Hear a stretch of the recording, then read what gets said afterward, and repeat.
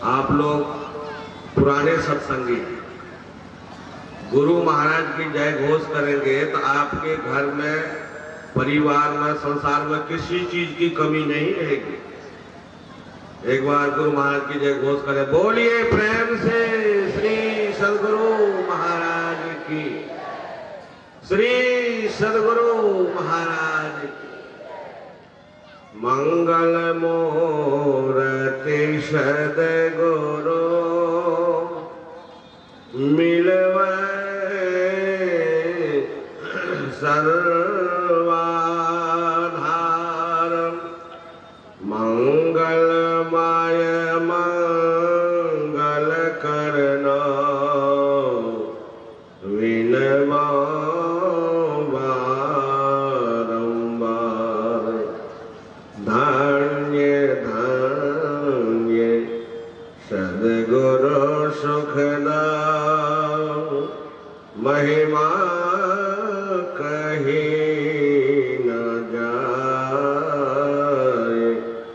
जो कुछ कहो तुम्हारी कृपा, मोते कछु न बसाए।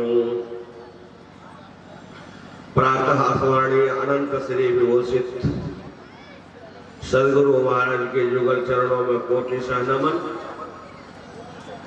पूज्यपाल गुरु सेवी स्वामी भगीरथ जी महाराज के चरणों में अनेकानेक प्रणाम।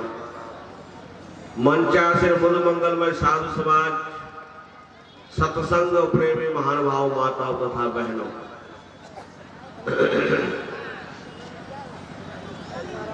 प्रातः काल में हम लोग सत्संग में सम्मिलित हुए थे। अपराह्न काल में भी हम लोग अभी सत्संग में बैठे हुए हैं। ग्रंथ पाठ हम लोगों ने श्रवण किया। मानव शरीर की उपादेयता, उस पर हमारे वक्ताओं ने प्रकाश डाला है।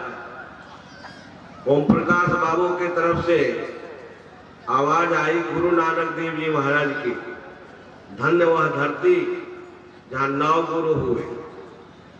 अब गुरु नानक देव जी महाराज की बड़ी ख्याति है पंजाब में, हर जगह उनका पाठ होता है, सत्संग होता है। एक मैं गुरु नानक देव जी महाराज की समय की सत्संग की विशेषता आप लोगों के सामने रख रहा हूं। गुरु नानक देव जी महाराज का इसी तरह सत्संग होता था जैसे आप लोग बैठे हुए। गुरु नानक देव जी महाराज प्रवचन कर रहे थे। एक छोटा सा बच्चा आकर के गुरु नानक देव जी महाराज के बिल्कुल सामने आकर के चौकी मार के बैठ गया और बड़ा ही प्रेम से सत्संग सुन रहा था। गुरु नानक देव जी महाराज उस बच्चे की तरफ देख रहे हैं तो देखो, एक छोटा सा नन्हा सा बच्चा, कितना इनके अंदर प्रेम है। कैसे चौकड़ी मार के नरनिवेश गुरु नानक देव जी महाराज की तरफ देख रहा है, सुन रहा है। सत्संग समाप्त हुआ। गुरु नानक देव जी महाराज ने उस बच्चे को बुलाया, इधर आओ। बड़े बूढ़े तो लोग सुनते हैं, समझते भी हैं कि मनुष्य शरीर दुर्लभ है या बड़ा मुश्किल से मिलता है। तुम क्या सुनता है, क्या सीखता है? वह बच्चा कहता है कि गुरुदेव मैं कुछ समझता नहीं हूं। तो समझता नहीं है तो शांत होकर के बैठ के सुनता क्या है? वह बच्चा कहता है कि गुरुदेव मेरी माँ एक दिन रोटी बना रही थी चूल्हे के ऊपर।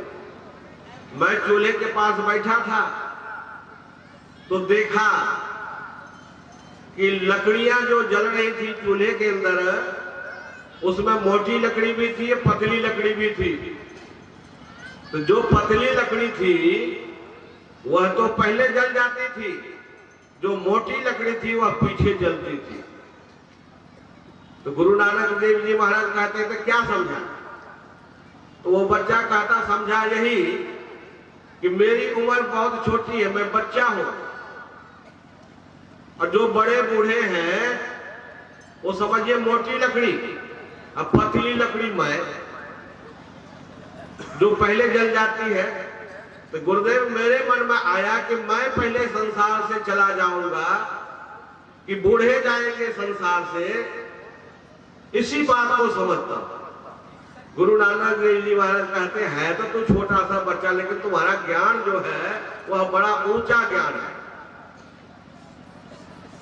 और उसका पीठ ठोका कि तुम्हारा ज्ञान जो है बड़ा ऊंचा ज्ञान है। हम लोग सभी यहां बैठे हुए बूढ़े बुजुर्ग नौजवान, बाल पकने से बूढ़ा नहीं होता है।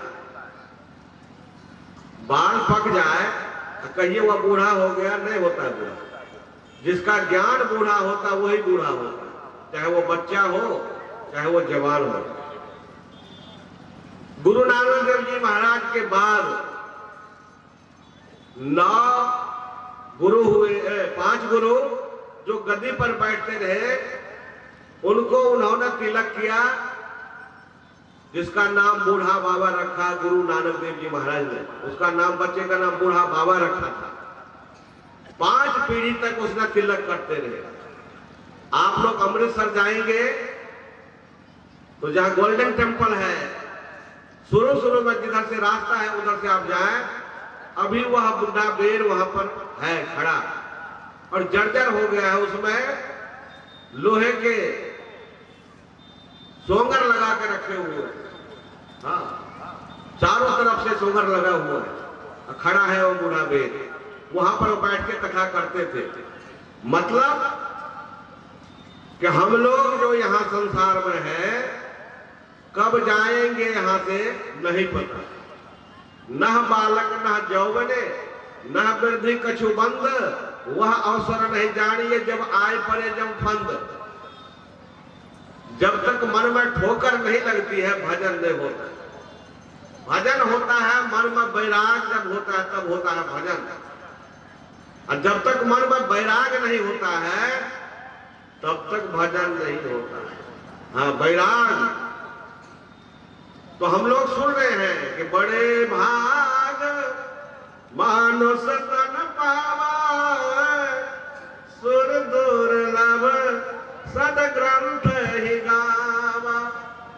बड़े भाग से मनुष्य का शरीर मिला है, सुर दुर्लभ है, देवताओं को भी दुर्लभ है। देवता भी इस मनुष्य शरीर के लिए याचना करते हैं, हम लोगों को मिला है, क्या करना है? खाना पीना सोना, पशुओं का भी काम, मानुष में बस एक गुण जो जपे हरि का नाम। और सुनिए, उत्तर गीता में लिखा हुआ है, आहार निद्रा भय मैथुनम च सामान्य मेतत पशुभिर नराणाम ज्ञानम नराणाम मधुकम विशेषो ज्ञाने नहीं ना पशुभी समाना। आहार निद्रा ये पशु के अंदर भी है, पशु भी खाता है, वो भी सोता है, उसके भी बाल बच्चे हैं, उसको भी डर लगता है। हम मनुष्य, हम भी खाते हैं, सोते हैं, हमारे पास भी बाल बच्चे हैं, डर भी लगता है। अब देखिए हमारे मंत्री जी आए हैं तो इसके बॉडीगार्ड 4-5 बंदूक लेके खड़े।